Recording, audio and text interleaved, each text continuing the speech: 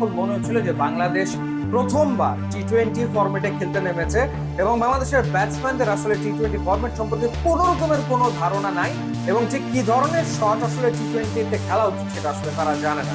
In fact আমি আমার কলিগদের সাথে খেলা দেখছিলাম, লিটন দাসের ব্যাটিং দেখে পাশ থেকে বলে উঠছিল যে লিটন কেন আউট না। কিছুক্ষণ পরে শুনলাম বলে উঠছে যে তাওহিদ হৃদয় কেন আউট হচ্ছে না। তাওহিদ হৃদয় একের পর এক তিনি কাটশট খেলার চেষ্টা করছিলেন, হচ্ছিল না। এরপর তিনি কাটশট খেলতে গিয়ে আউট হলেন। এরপর যখন মেহেদী মিরাজ এবং নাইম শেখ ব্যাটিং করছিল তখনও আমার কলিগরা পাশ থেকে বলছে যে কেন আউট হচ্ছে না নাইম শেখ, কেন আউট হচ্ছে না মেহেদী হাসান মিরাজ, বরং শামীম পাটোয়ারি আরেকটু আগে ব্যাটিং এ এলে ভালো হতো, রিশাদ হোসেন এলে অন্তত দু একটা ছক্কা হয়তো বা দেখা যেত, বা তানজিম হাসান সাকিব আরেকটু আগে ব্যাটিং এলে দু একটা ছক্কা দেখা যেত। এরকম আফসোস আসলে হচ্ছিল। এখান থেকে বোঝা যায় যে বাংলাদেশের মিডল অর্ডার কতটা প্যাথেটিক ব্যাটিং করেছে শ্রীলঙ্কার এগেনস্টে প্রথম টি-20 ম্যাচে। লিটন দাস 11 বলে 6 রান, যেখানে তার স্ট্রাইক রেট 54.54, কিছু বলার নেই। নাইম শেখ তাকে আসলে কি কারণে নাম্বার 4-এ ব্যাট করতে পাঠানো হলো সেটা বোধগম্য হলো না, কারণ তিনি তো আসলে ওপেনিং এ খেলে থাকেন। টিম ম্যানেজমেন্টের মাথায় কি কারণে এই আইডিয়াসটি কে জানে। 29 বলে 32 রান করেছেন তিনি এবং মনে হয়েছে যে আসলে তিনি দলে জায়গা পাকপাক্ত করার জন্য আসলে খেলছেন। একটা 6 স্ট্রাইক রেট হচ্ছে তার 110.34। তাওহিদ হৃদয় তিনি 13 বলে 10 রান করেছেন, 9 স্ট্রাইক রেটে। চিন্তা করা যায় ওই রকম সময়ে 13টা বল খেলে মাত্র 10টা রান করেছেন। মেহেদী হাসান মিরাজ 23 বলে 29 রান, 126 স্ট্রাইক রেটে ব্যাট করেছেন ঠিকই, 4টা 4 মেরেছেন।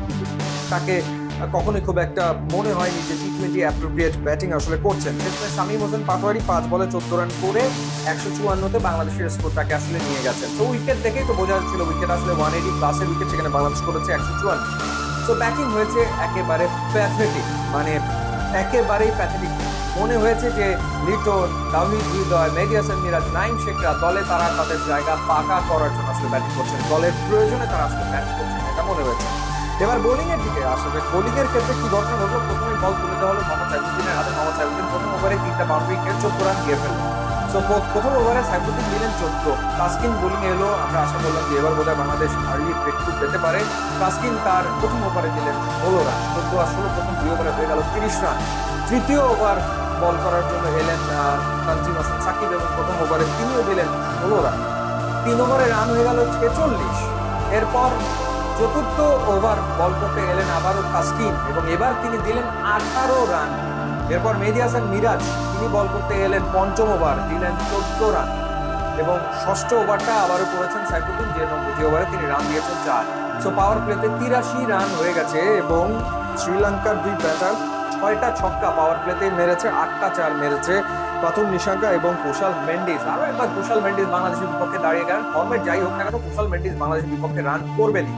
তো ম্যাচ তো আসলে পাওয়ার প্লেতেই শেষ, 6 ওভারেই শেষ, যখন তাদের রান হয়ে গেছে 83। তো এটা পাওয়ার প্লেতে শ্রীলঙ্কার হাইয়েস্ট, প্রিভিয়াস হাইয়েস্ট ছিল 75, ভারতের এগেনস্টে শ্রীলঙ্কা করেছিল, সেটা তারা আসলে টপকে গেছে। তো যাই হোক, এবং রিশাদ হোসেনও প্রথম ওভারে 10 রান দিয়েছেন লিটারেলি। অবশ্য 4 ওভারে দেখা গেল যে মেহেদী হাসান মিরাজ 24 রান দিয়েছেন। প্রথম ওভারটা তার খারাপ গেল, পরের 3 ওভার তিনি ভালো করেছেন এবং একটা উইকেট তিনি নিতে সক্ষম হয়েছেন এবং রিশাদ হোসেন তিনি তার সেকেন্ড ওভারে উইকেট পিক করেছেন। তো ততক্ষণে আসলে বাংলাদেশ ম্যাচ থেকে আসলে ছিটকে গেছে। তো প্রশ্ন এখন এটাই যে কোনটা আসলে বেশি খারাপ হয়েছে, বাংলাদেশের ব্যাটিং না বাংলাদেশের বোলিং।